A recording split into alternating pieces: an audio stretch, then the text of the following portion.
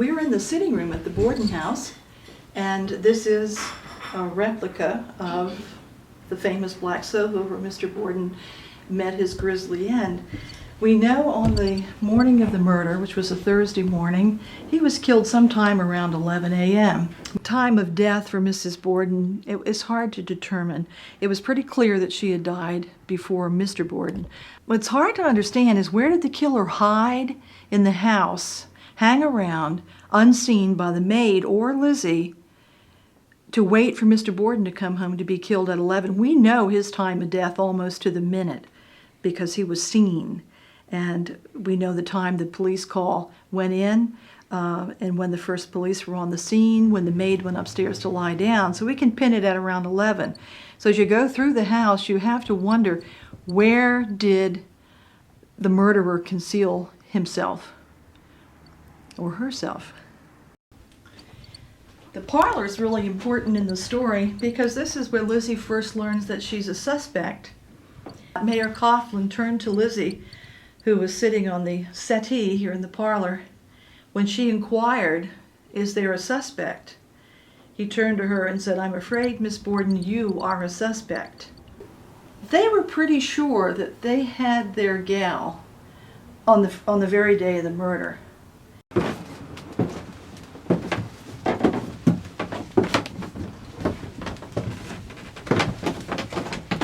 This is the place where the police came to search for possible weapons, and they did find 2 axes, which were head down in an old starch box.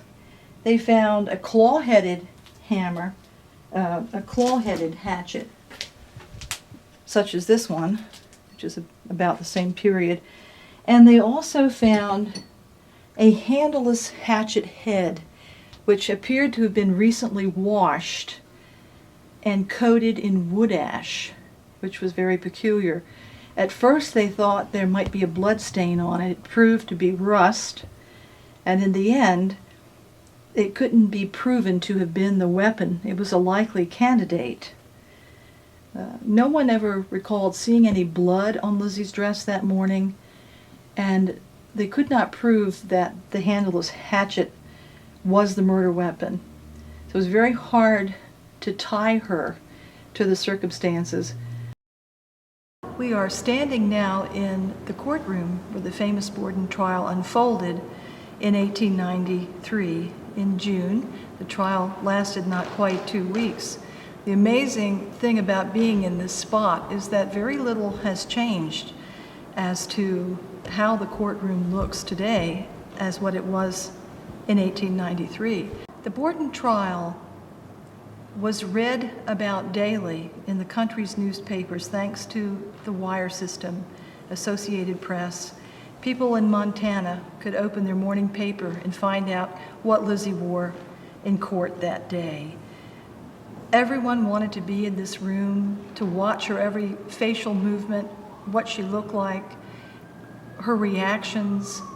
Out in the street, the suffragettes were rallying support. Crowds were out on the lawn. Newspaper reporters from all over the country were jockeying for position to cover the day-to-day trial. The prosecution had a difficult time. They had plenty of good evidence, but Lizzie's inquest testimony was not allowed. Eli Bentz, who gave testimony that Lizzie tried to buy prussic acid at Smith's Pharmacy the day before the murder, his testimony was allowed at the preliminary hearing, but it was not allowed at the trial, saying that it was too far remote in time and that no poison was found in either body, or the milk or the bread that was tested. And then Alice Russell's testimony about Lizzie burning a dress in the family kitchen stove on Sunday after the funerals was not allowed at the trial, the judge deeming that it wasn't a crime to burn an old dress ruined with paint. That's how the Bordens disposed of clothing. And without the inquest, the dress burning, and the poison evidence, the Commonwealth had a more difficult time in proving their case, although they had excellent men in Knowlton and Moody on the job and very persuasive arguments. the defense was very fortunate that some of that evidence was not heard by the jury here. I'm sitting in the very seat where Lizzie Borden sat during the trial and where she sat the day the verdict came in. She had her little fan, which she held up to her face to mask the emotion as the courtroom exploded around her when the verdict was read. She was acquitted, which is not to say she wasn't guilty. It's that the Commonwealth failed to prove that she was guilty beyond a reasonable doubt. So was she guilty? Was she innocent? It's easy to make a case for the guilt of Lizzie Borden. Opportunity, she had plenty. Being inside the house alone with both victims. The maid was outside washing windows in the first case and on the third floor, resting in her room at the time Mr. Borden was murdered around 11 o'clock. So the opportunity is there. The tricky bit has always been motive for me. And it's certainly nothing new and startling. That greed, perhaps, was at the base of it all.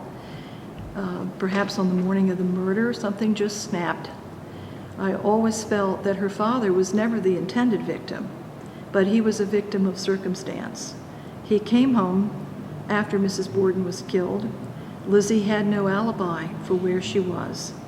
And Mr. Borden, being an astute man, I think would have seen through the whole charade that she was sitting in the kitchen and heard nothing and saw nothing. And Mr. Borden had to die.